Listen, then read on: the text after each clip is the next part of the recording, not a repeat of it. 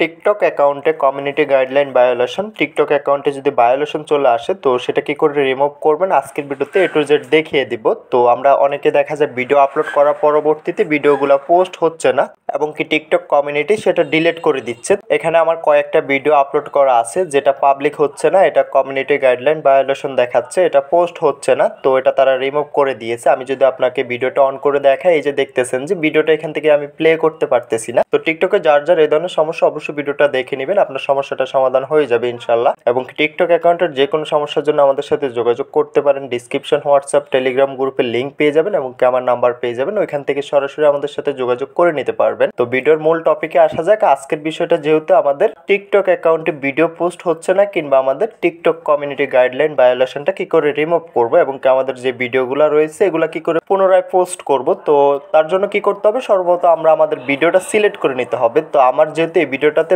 Violation এসেছে তো সেই ক্ষেত্রে আমি ভিডিওটা ওপেন করে নিলাম। ভিডিওটা ওপেন করার পরবর্তীতে এখান থেকে ভিডিওটা প্লে হচ্ছে না, নিচে একটা অপশন পেয়ে যাব কমিউনিটি গাইডলাইন ভায়োলেশন নামক একটা অপশন পেয়ে যাব, এটাতে ক্লিক করে দিতে হবে। তো আমি এই অপশনটাতে ক্লিক করে দিলাম। অপশনটাতে ক্লিক করে দেওয়ার পরবর্তীতে এখান থেকে বলতেছে যে ভিডিও রিমুভ, তো আমাদের ভিডিওটা তারা রিমুভ করে দিয়েছে টিকটক কমিউনিটি ভায়োলেশনের কারণে। যেহেতু আমার নিজস্ব ভিডিও, দেখতেছেন যে আমার নিজস্ব কন্টেন্ট, তার পরবর্তীতেও আমার ভিডিওটা তারা কমিউনিটি গাইডলাইন ভায়োলেশন দেখে আমার ভিডিওটা তারা রিমুভ করে দিয়েছে অলরেডি। তারা এখান থেকে বলতেছে যে আমার ভিডিওটাতে ভায়োলেশন রয়েছে। তো কয়েকটা ভায়োলেশন আসার পরবর্তীতে দেখা যায় ওয়ার্নিং চলে আসে, ওয়ার্নিং এর পরবর্তীতে আমাদের অ্যাকাউন্টগুলো ব্যান হয়ে যায়। তো এখানে আমরা আমাদের এই ভিডিওটা থেকে ভায়োলেশনটা রিমুভ করব, তার জন্য এখান থেকে আমরা আপিল একটা অপশন পেয়ে যাব। সবার উপরে কর্নারে আমরা দেখতে পারবো যে আপিল নামক একটা অপশন রয়েছে। তো আমরা জাস্ট এখান থেকে আপিল অপশনে ক্লিক করে দিতে হবে। আমি এখান থেকে আপিল অপশনে চলে আসলাম। আপিল অপশনে চলে আসার পরবর্তীতে সবার নিচে একটা সাবমিট অপশন পেয়ে যাব আমরা। তো আমরা এখান থেকে জাস্ট এটা সাবমিট করে দিব। সাবমিট করার